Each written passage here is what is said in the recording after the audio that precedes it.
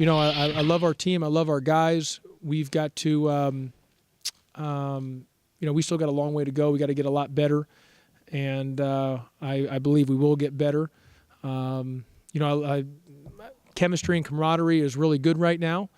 Stuff we've done, whether it's the Army ROTC boot camp, going to Canada. I think our strength and conditioning coach, Coach Evers, has done an excellent job just in the weight room of just with that team bonding, because especially in the spring, in the fall, and in the summer, we're gone.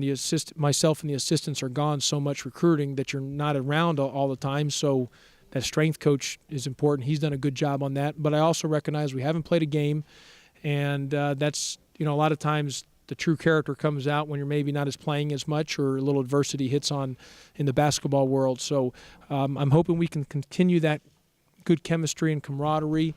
And I love our guys. We got good guys, really good guys, and it's been a fun team to be around. We've got a really tough schedule. People have asked me, "What do you think about your squad?" We won't know until we play games. With this type of team, you just won't know until we play games. We'll be tested early and often. I mean, in November, we'll know a lot about our team. So we'll know a lot early.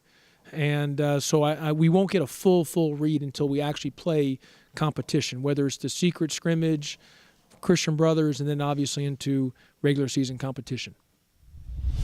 I do believe that this team's going to play. They're going to do their job and what's being asked of them. Let me say this: when in my first year when I got the job, we had low numbers on scholarships, and those young men fought hard and played hard and helped us win enough games to keep it respectable. And then that second year, we had to literally sign 9-10 guys. We had a brand new team. And I've always said, anytime you take over a new job, it's the second year is the hardest because it's brand new. And we didn't have any upperclassmen, so it takes a while.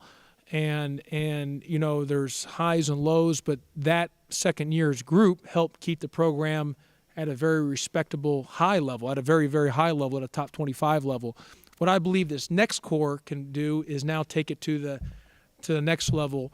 When that is, I don't know, but the next level obviously is for us. We want to advance to the second weekend, but your ultimate goal is to win the whole thing, which is you obviously got to get a break here or there, get a lucky bounce, but you got to be very, very good. And I believe our next phase with what we have now, with who we're recruiting, who's coming in, who's potentially coming in, with what could be returning in the future. We're looking at the future. Now you can take that next step. I really, truly believe that. And when that will happen, I don't know. There's no guarantee on that. But I just believe that's the next phase of where we're at with our program. So now we got to do the job on the floor, and we got a tough schedule, but we are very, very young, and we are very, very inexperienced. And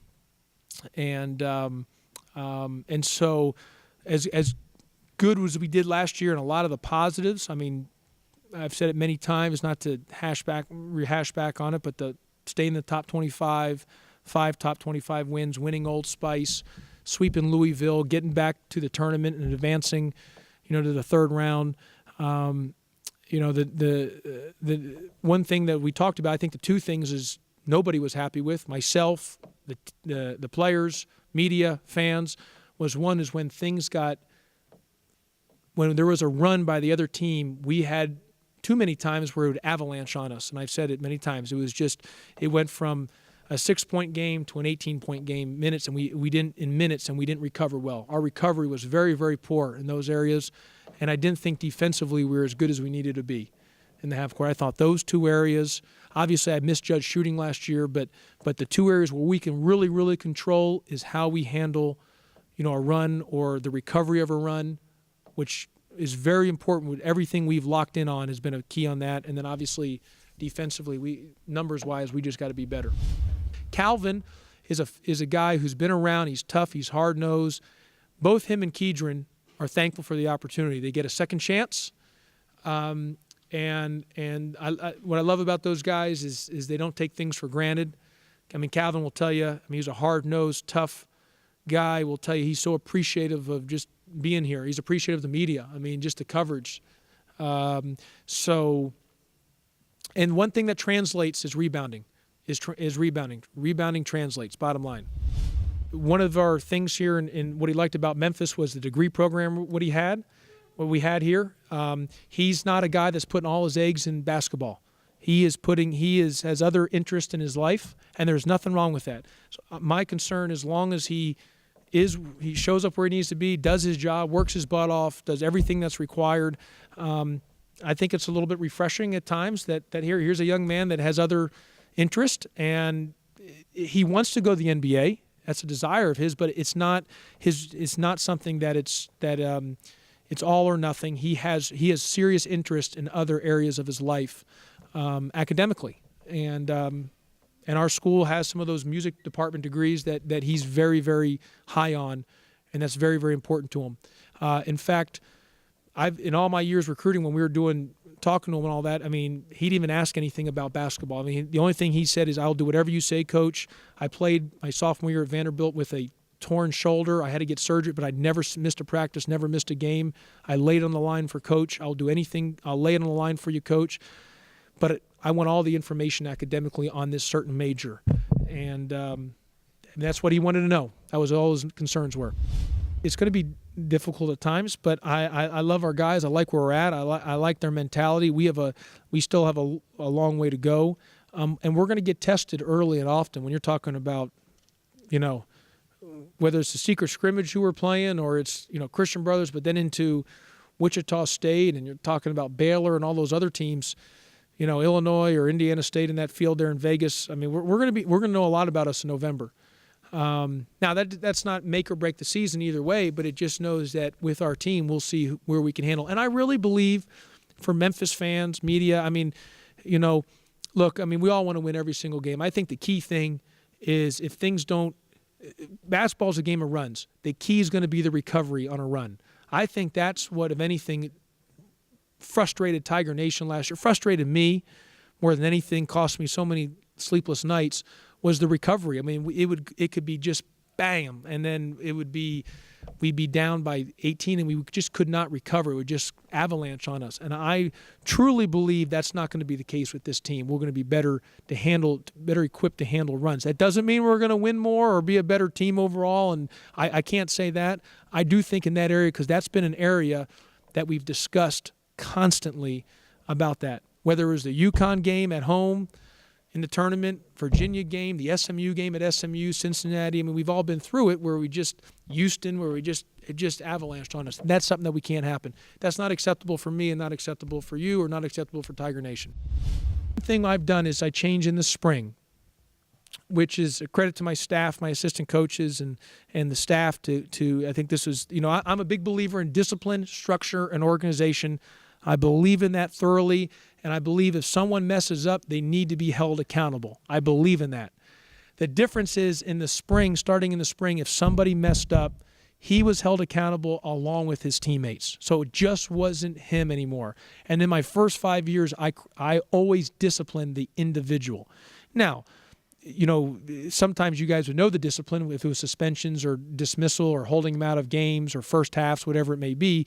Also, disciplines would be, I'd make them come here at 5 a.m. and clean, or just bury them with conditioning, or whatever. I mean, I had all kinds of stuff, community service, they would have to spend hours on Saturdays and Sundays just, understanding about the gratefulness, of their stuff. So I think now this year when someone screws up, what we've done is discipline everybody. Everyone's held accountable, so that way your teammate, your brother, when before you let him down, you before you do something wrong, you don't want to do it because you don't want to let them down. And I think that's the big change, and I think we'll see a change on that. So that's something that will be better for us. I truly believe that. Doesn't mean I can't sit here and tell you we're going to win more, but I can sit here and tell you that I believe that's going to help with our guys wanting to not let their teammate down. And I've been wrong very, very few times, once in like 84 and once in 89. So, but the third time I was probably wrong was I probably should not have gone back and I probably should not have just said, hey, we're throwing it all on the seniors when I'm looking back at it, when evaluating myself, that if I could have done it over again, I wouldn't have just said, hey, we're just going to rely on these, and they're either going to win us or lose us. Now, internally, yes, I knew that, but publicly I probably shouldn't have said that. So to answer your question, Matt, instead of putting it on someone, again, it's got to be a team effort. It's got to be a team effort. So it's got to be a full team to get the job done more than any individual. Whereas last year, you're right, I put it on the guards publicly, even though I knew that internally, and I should have kept it internally, and kept it on the team. We got to play even faster. Pace is important, but we just got to be very conscientious on making sure those guys are getting touches, as many touches as possible. Got to just, Austin, Shaq, those guys, Calvin, Karan and Nick and Chris Hawkins, whoever I'm missing who's a front court player, they've got to be our leading shot takers, our leading touchers, shot takers. Now, teams are going to double us. Shaq Goodwin cannot have more turnovers than assists. Austin Nichols cannot have more turnovers than assists. So we're going to get doubled. We're going to get packed in. We've got to be able to handle the ball in the post and then be able to kick it out as well too. So our pace has to be important because we don't have bruisers.